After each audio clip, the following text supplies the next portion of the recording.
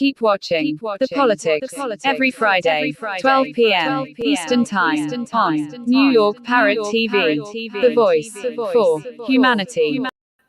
Good afternoon. This Friday, January 6th. I am Robert Press, official reporter for the City of New York, or I should say for the Parrot TV and Parkchester Times, as well as Co-op City News and the Bronx Chronicle.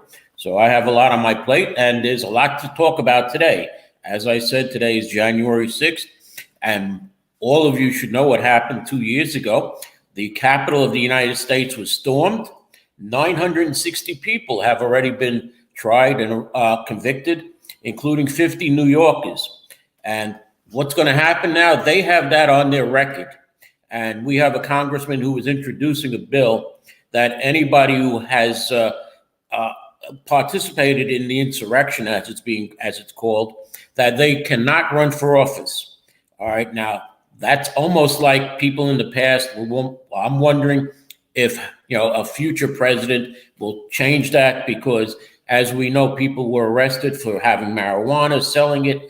Now they're being allowed to sell it openly because that's a new law. So who knows what's going to happen with that. Getting to our agenda, though. Congress, okay? Who is the new leader of Congress? It's been 11 votes already. They're now on the 12th ballot. Who will be the new leader?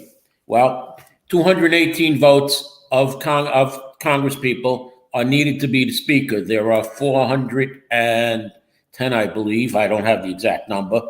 But there are 20 Republicans. The Republicans have the majority in the Congress, although 20 Republicans remain against Mitch McConnell to be the new Speaker of the House. There have been 127 elections for Speaker taking place, and not all were decided on the first ballot. Some took 5, 10, and in 1855, it took 133 ballots to come up with a Speaker, Nathaniel Banks of Massachusetts.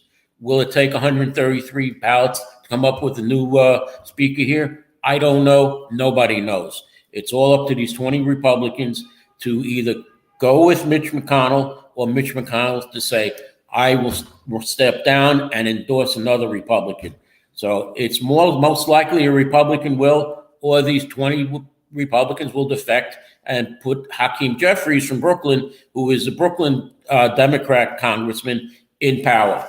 And being in power in Congress controls a lot of weight, because if it's the Republicans that keep control of Congress, then President Biden's going to have a problem, because he's going to try and pass through legislation that will be held up by these Republicans. If it's Hakeem Jeffries who wins, then he'll have no problem, because the U.S. Senate is controlled by Democrats.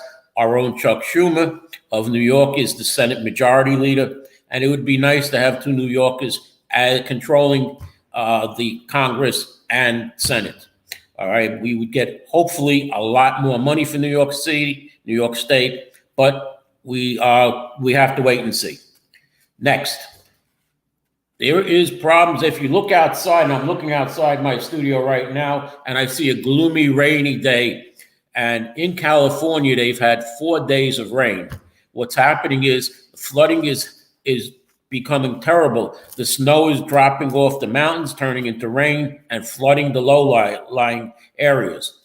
Now, it's said that in 50 to 100 years, some of California will be underwater because of rising water levels due to glacial melting.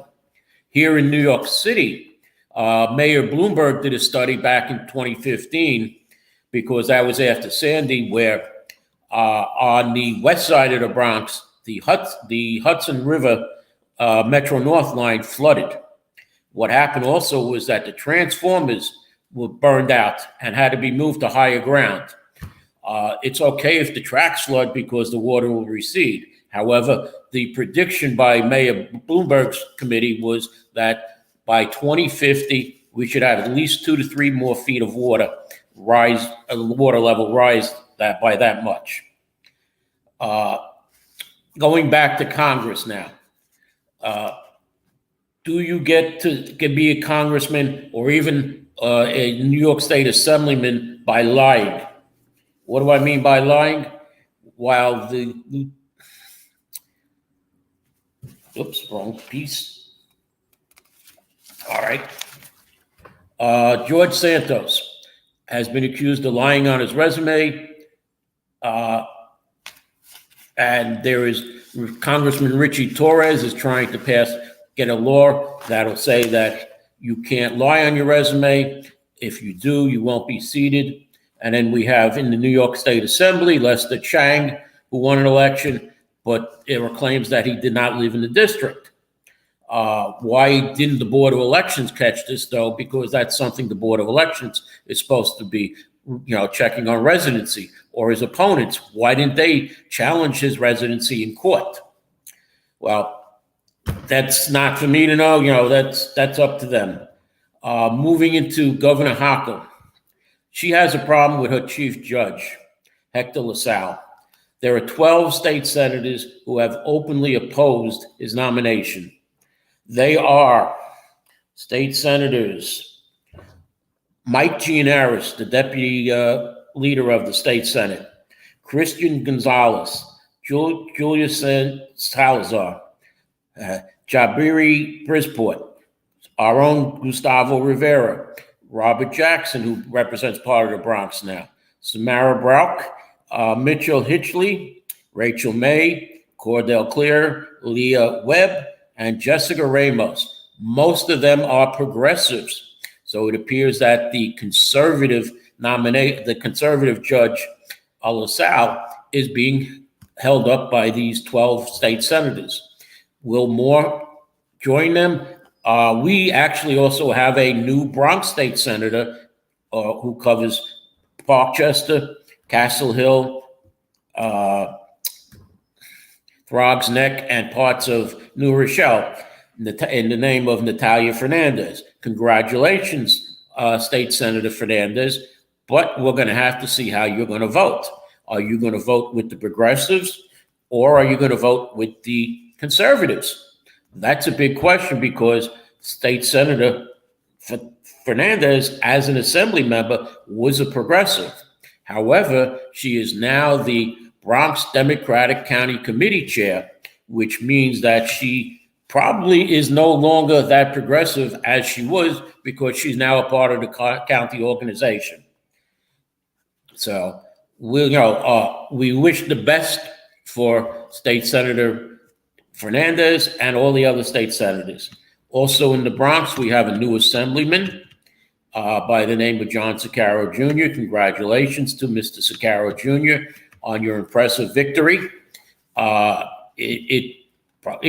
no news, nothing new in the Bronx that Democrats win. We don't have a Republican elected official. The last Republican elected official was Guy Villela, State Senator Guy Villela. The Bronx just turned Democrat by bringing in more, buildings, building more and more.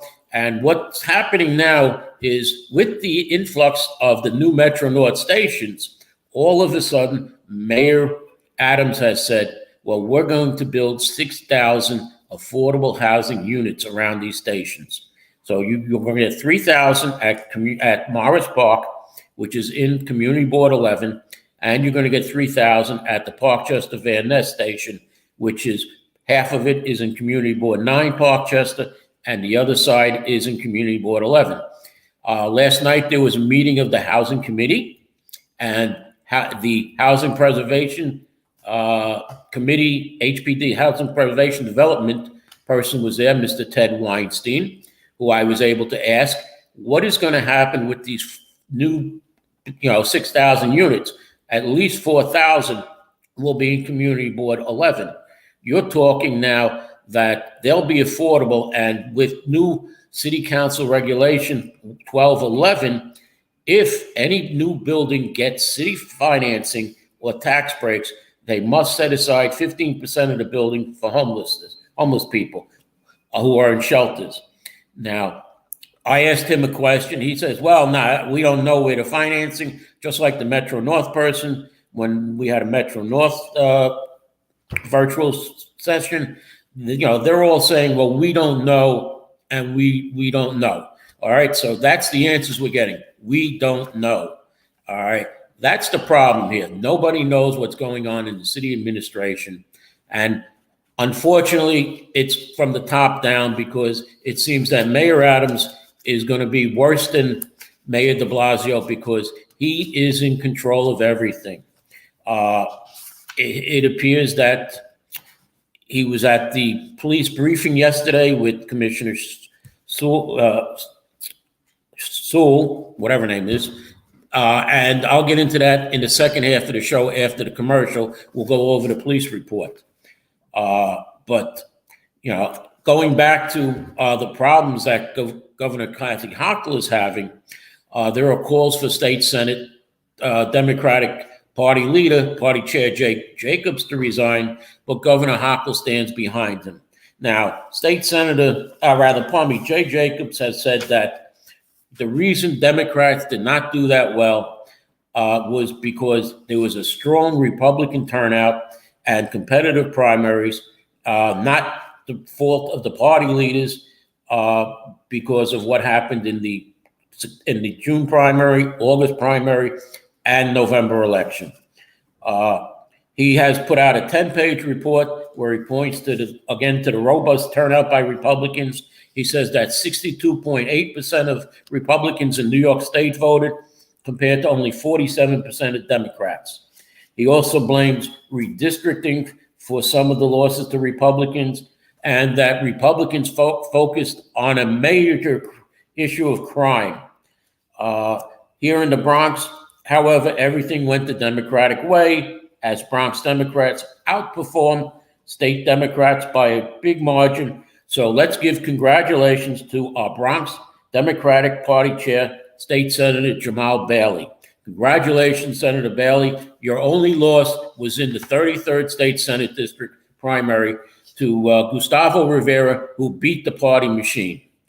Now, will we see in the upcoming city council races any challenges to any of the party incumbents? And will the party back every incumbent? It hasn't in the past. By not backing Gustavo Rivera, State Senator Jamal Bailey has set a precedent that I do not back all incumbents. We will see, because it appears that up in the 12th Council District, Kevin Riley may face a challenge. We know that in the 13th Council District, Marjorie Velazquez is going to face a challenge. And in the 11th Council District, that Eric Dinowitz will be facing a challenge. And it's going to be a little tough for Eric Dinowitz. They may have Richie Torres there as the congressman, but the district leaders are now controlled by the opposing Unity Democratic Club. Both male and female district leaders and the state committee woman. All Jeffrey Dinowitz and the Ben Franklin Club have is a state committee man in Michael Heller. And it was the four people who ran against the Dinowitz people who were very decisive in the Gustavo Rivera victory. So things could look bad for Eric Dinowitz. And we're at our midway point for our commercial. I'll be back in a minute or so with more on what's happening in the city and the statistics.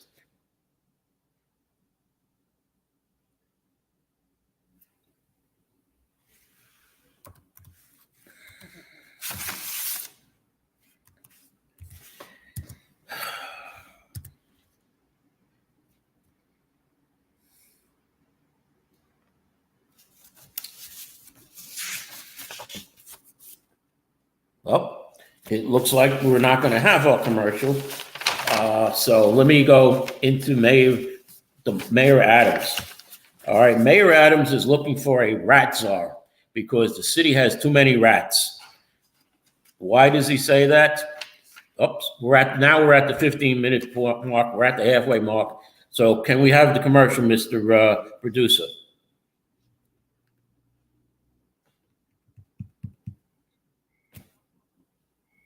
Okay. Well, let me continue. He's looking for a rat czar because there are too many rats in the city. Now, one person who has stepped up to do the job is Curtis Lewa. He says, I know how to get rid of these rats, Mr. Mayor. But of course, the mayor is not going to hire Curtis Lewa. Curtis says, do you know that there is a publishing company that wants to make life easier for you as a writer? This publishing company is called World Inkers Printing and Publishing. We publish in all different languages, and we're looking for writers of all genres, all formats. We're looking for scholars, ghostwriters, playwrights, poets, short fiction, novelists, you name it. We're looking for anybody who is interested in writing and the craft of writing to be in touch with us. You can reach us at info.worldinkers@gmail.com. With World Inkers Printing and Publishing, you do not require a lot of money to publish with us. Contact us today at info.worldinkers@gmail.com. Become a winner with other authors at World Inkers Printing and Publishing. Give us a shot. We will surely finish you. I want to apologize because it's a little bit of my fault because we started a little late and I'm looking at two different clocks that are a minute apart. So, I'm off a little because we started about 45 seconds late. So I'm looking at one clock that says 15 and another clock that says 14. Okay, so it was my mistake on the timing. I apologize to my audience, and we'll get the rest of the show done.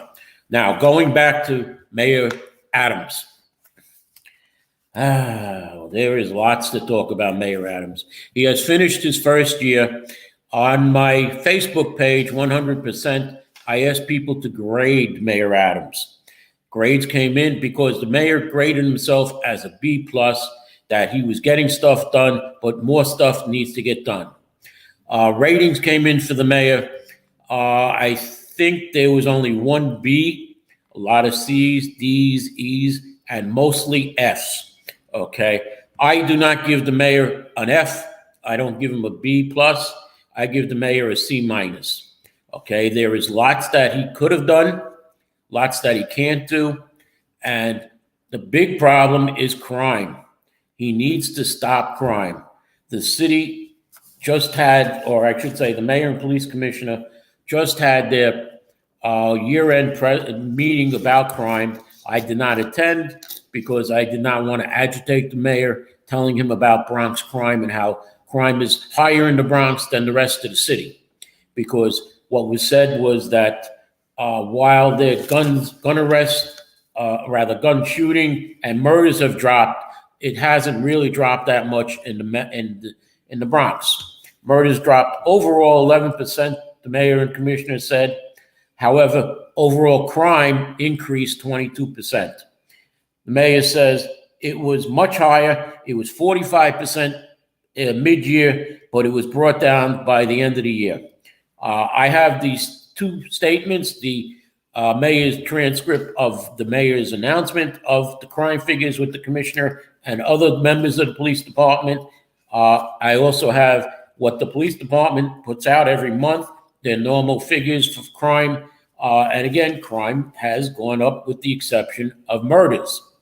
People are getting worried out there. They can't walk the streets. They're getting mugged. As a matter of fact, I was told that former state senator, now Bronx Democratic Party advisor, was mugged the other day of his Rolex watch.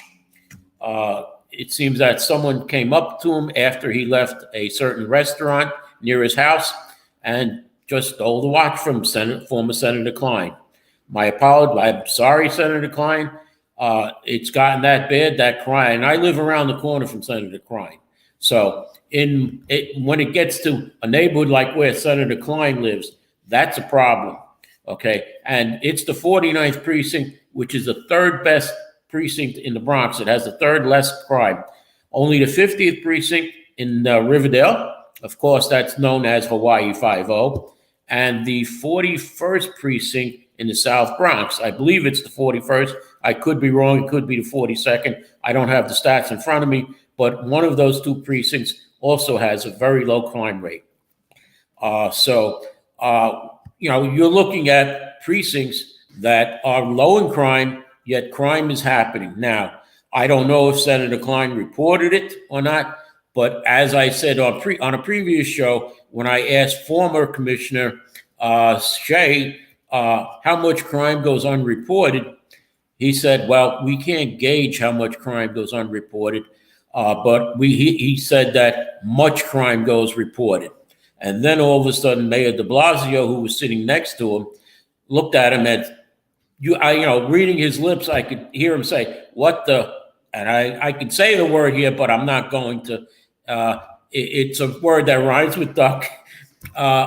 Did you say that for? We want people to think that crime is down. We don't want them to know that a lot of crime goes unreported.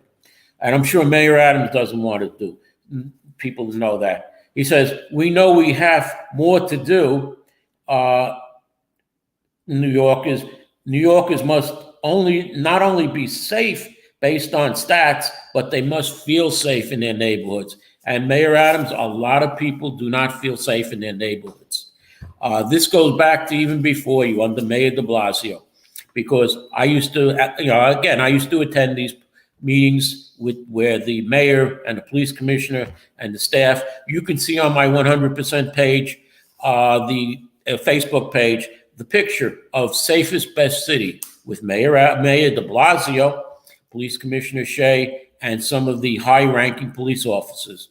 All right, I took pride in that, and I would always say to Mayor de Blasio at these meetings and Commissioner Shea, or even his predecessor, Commissioner O'Neill, that there is a problem in this precinct in the Bronx. Crime is up, and what would happen is they would send a few extra police officers to that precinct. Well, Mayor Adams, there's a problem in the 49th precinct. Okay, the 49th precinct needs more officers. At the past 3 49th precinct council meetings, the officers have said, we're understaffed, we're overworked. And when I said, what is the call time? I got no answer, because the captain at the time said, well, we're rushing from job to job, so we can't give you a response time. And in talking to people who have called the 49th precinct, they say it takes hours for a response. All right.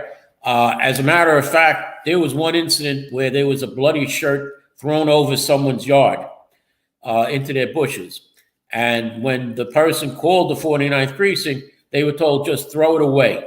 Now, this is a problem because it involves a lot more. I spoke with the 49th precinct on the incident. The shirt is being delivered to the precinct. It'll be analyzed to see what blood it is, and it could be something of a hate crime.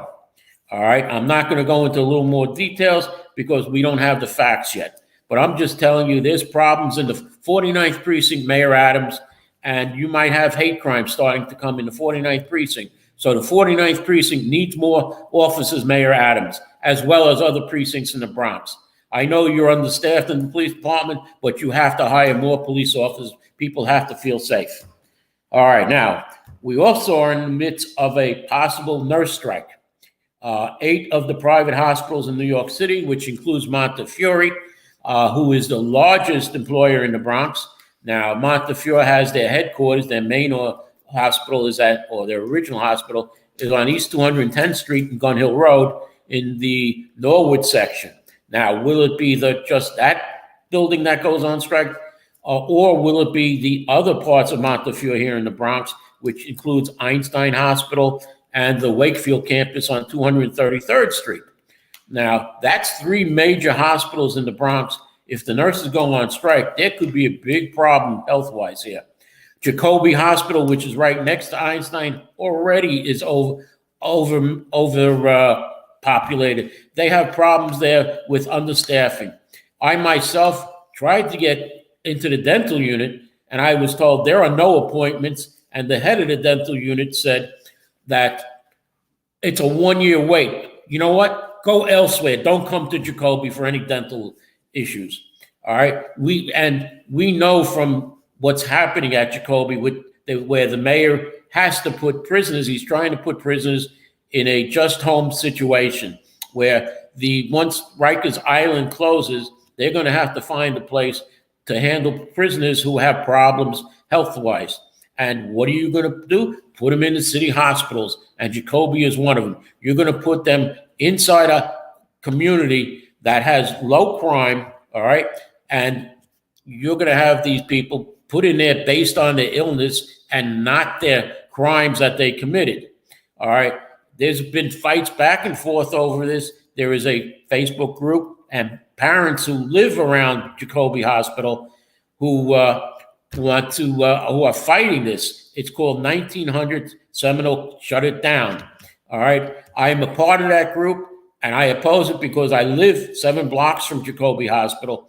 I do not want criminals walking in my neighborhood. As I said already, Senator Klein was mugged, former Senator Klein, and other things are happening. Stores are getting robbed. On White Plains Road, Walgreens closed down because people were coming in, taking stuff. All the storekeepers, there were 5 robberies on Christmas Day on Morris Park Avenue. That's just on the east side here in one community board. Multiply that by the 12 community boards we have. We can go up to Co-op City and see the same problems happening in Community Board 10 because Co-op City is in Community Board 10. We can go on Tremont Avenue and see the same problems. We can go on Broadway in Community Board 8 where the stores are being pilfered. It is happening all over.